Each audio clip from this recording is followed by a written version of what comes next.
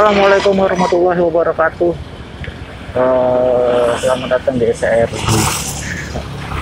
yang udah lama nggak ngebahas konten-konten sejarah, udah lama nggak upload ya karena sibuk kerja aja dulu. Hari ini gue mau terjun langsung ke lokasi-lokasi di mana tempat kejadian-kejadian sejarah yang terjadi. Sebenarnya masih banyak banget sih yang perlu dibahas lagi, tapi waktu itu temen gue bilang lu ngebahas aja, tapi gue pengen tahu lokasi-lokasi itu di mana tuh lokasinya, kayak pertempuran Rawa Pasu gimana sih kan gitu kan, Rawa Pasunya di mananya kan gitu kan. Gue udah jelasin tapi lebih detail kata dia kan. Oke, nanti gue buatin videonya biar lu pada tahu lokasinya di mana kan gitu.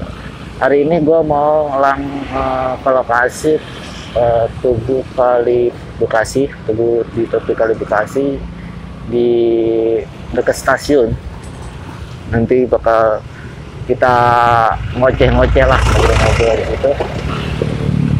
Dan gue akan tunjukin jalannya sesuai dengan arah yang searah dengan gue ya, gitu. Tapi pas dulu tahu lah, karena tempatnya umum banget sih, terbuka banget di pinggir jalan dekat stasiun dan jembatan gitu. Sengaja gitu jalan. Gua jalan dari dekat di perumahan Halinda ini. Perumahan Halinda kan? Iya.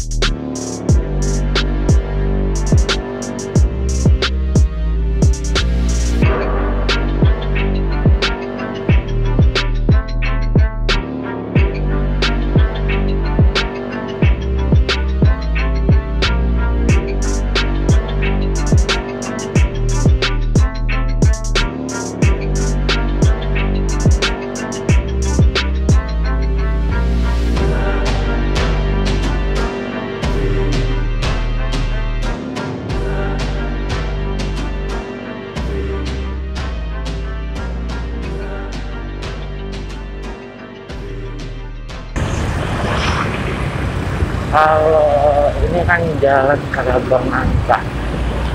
Kalau nama Kaliabang itu udah dari dulu ya.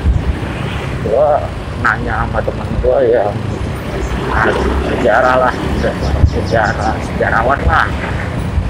Nah, dia bilang nama Kaliabang itu udah ada di peta sejak tahun berapa itu ya. Kan dulu isu-isunya itu Kaliabang itu kali abang merah atau gimana gitu. Jadi mayat berjuang anak buahnya kali pada meninggal gitu, disebut kali jadi merah gitu, Kaliabang gitu. Kalau kita lihat kan ya iya aja lahir tahun 1914 ya kalau salah. Nah, sedangkan peta yang menyebutkan nama Kaliabang itu udah ada dari 1800 sudah ada. Terus dari mana asal usulnya Bang Kaliabang? Kita yang tahu. kalau ditanya kayak gitu, tapi nama itu udah ada dari zaman itu, ya lebih lah 1700 bahkan ada. Kalau nangka mungkin agak kesenian, karena dulu kan Bekasi banyak pohon, mungkin daerah sini banyak nangka. Yang tahu kita hati-hati. Jadi tambahin lah kali abang nangka. Mungkin kalau itu baru mungkin. Tapi soal kali abangnya ya, kali abangnya itu emang bener dari dulu ada. Gitu. Jadi bukan para pejuang GHI meninggal terus mayatnya banyak di kalinya dibawa kamera gitu. Enggak, itu bukannya.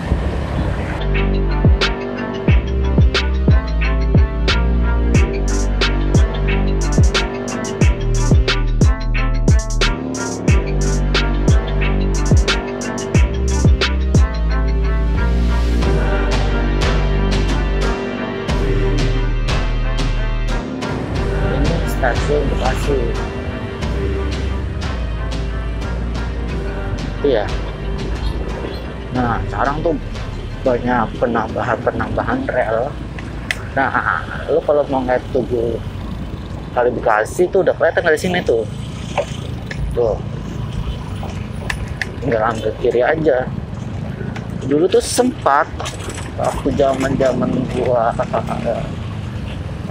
lagi muda dari sejarah ya, kalau yang 2000 apa itu 15 apa 16 ya, itu gue cari itu nggak kelihatan karena ketutupan juga.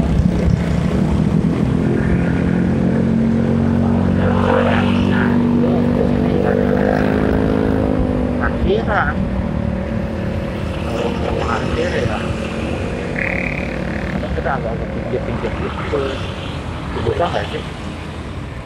Kayaknya ditutup ya.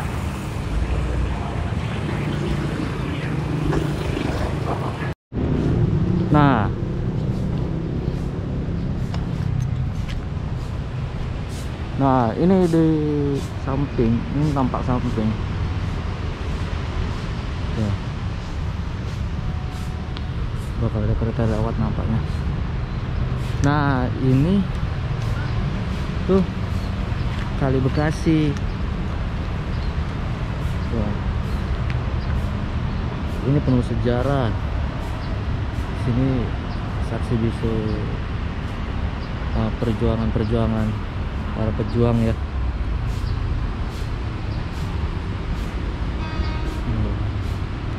Itu temboknya aja kayak tembok lama tuh, sisanya tuh. Dan ini yang di sini mah rel baru ya.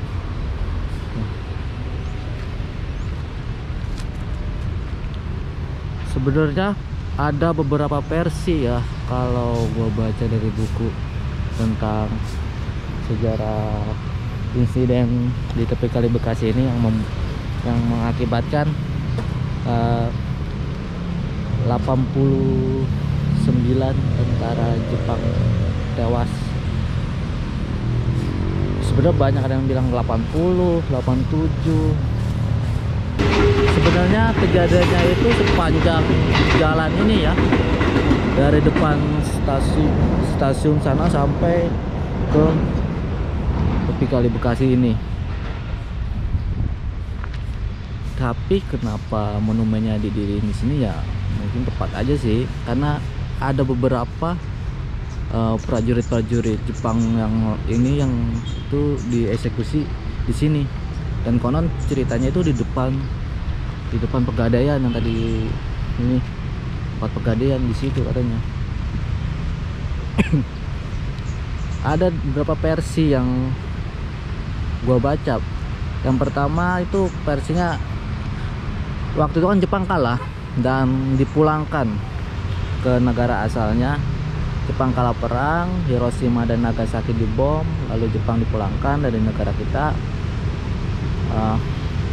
Dia pulang, kalau cerita pertama itu kereta dari Jakarta sudah sampai Cikampek, tapi dikembalikan lagi.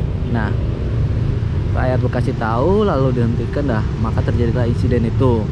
Itu versi pertama yang gue baca.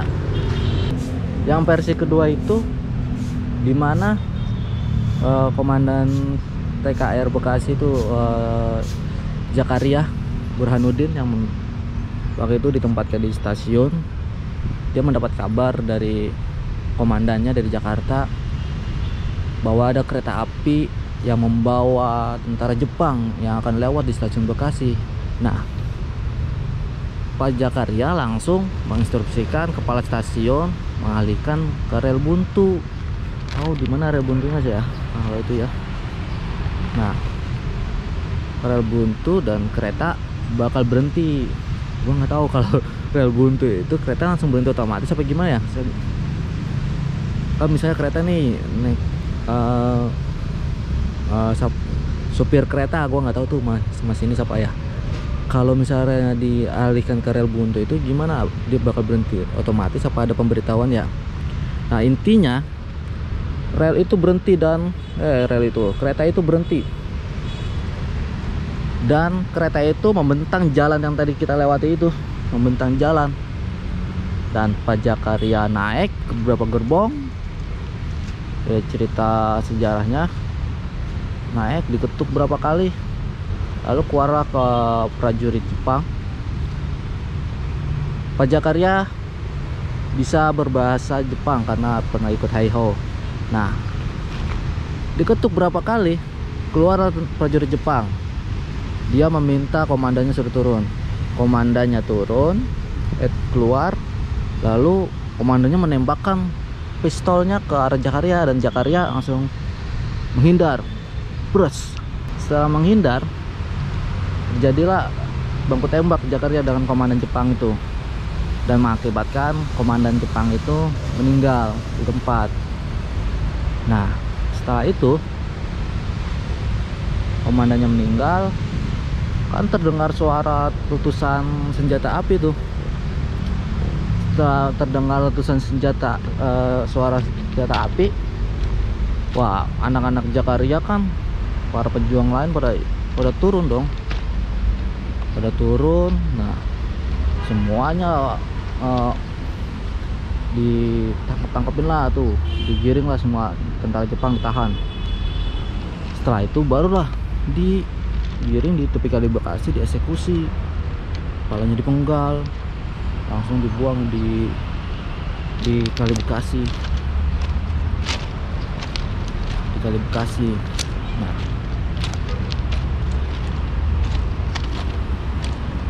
di sini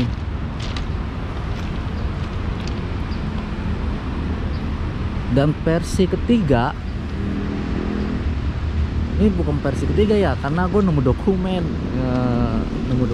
kayak apa, laporan Soekarno-Hatta sama Menteri Amir Syarifuddin, nanti gue unjukin.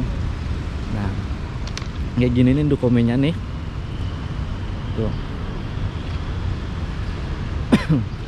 Yang intinya itu laporan Soekarno-Hatta tentang insiden yang terjadi di Bekasi kepada Maeda. Maeda marah itu ketika terjadi pembunuhan tentaranya di Bekasi.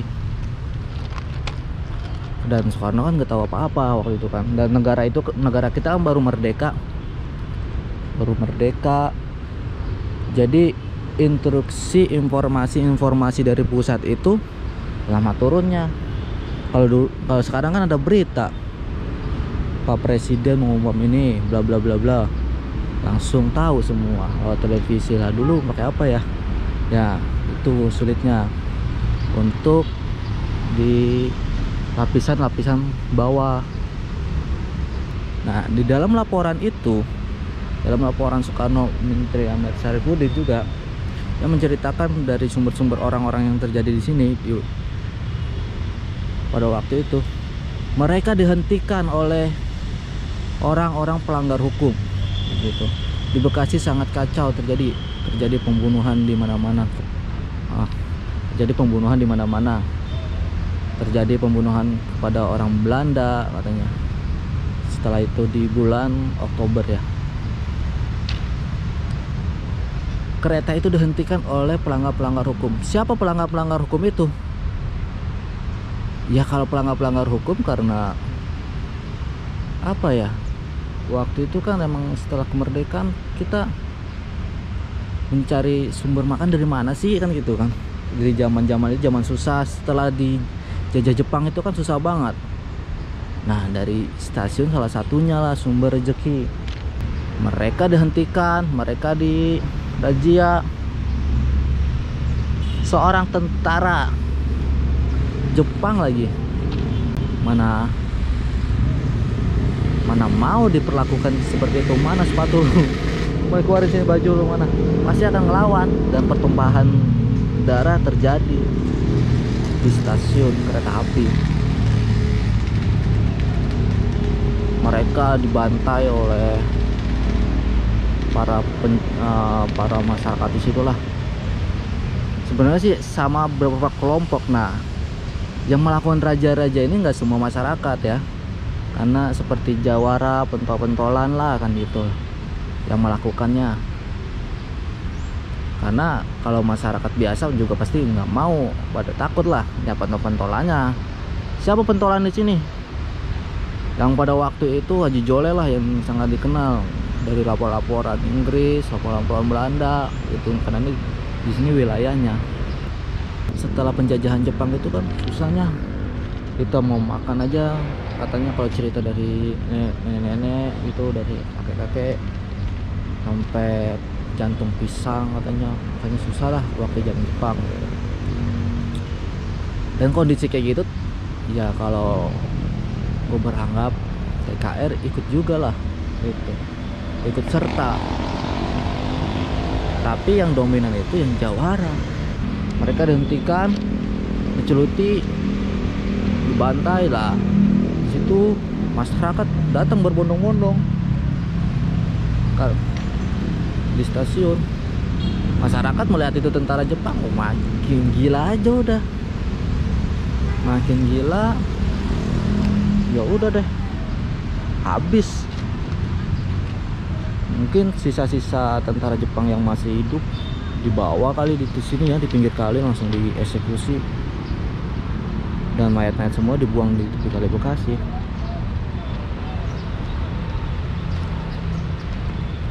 Ini saksi bisu ya, ini kalau ini jembatan baru coba sedikit. Dulu tuh kalau dalam foto itu di pinggir ya, rel di situ. Begitu banyak versi cerita di tepi kali Bekasi ya.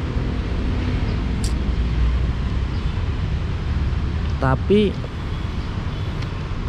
intinya sejarah itu ada, peristiwa itu ada. Bekasi itu penuh sejarah ya. Di masa-masa kemerdekaan begitu banyak ya cerita-cerita, karena Bekasi ya medan apa ya, pintu gerbang mau tentara Inggris, tentara Belanda mau keluar. Dan ini peristiwa, salah satu peristiwa setelah kemerdekaan. Ya udah, sekian dulu, nanti kita bahas di tempat-tempat lokasi lagi, lokasi lainnya ya. Ini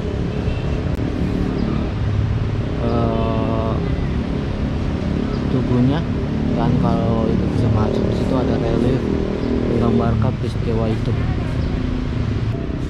Sampai jumpa di lain tempat lokasi sejarah.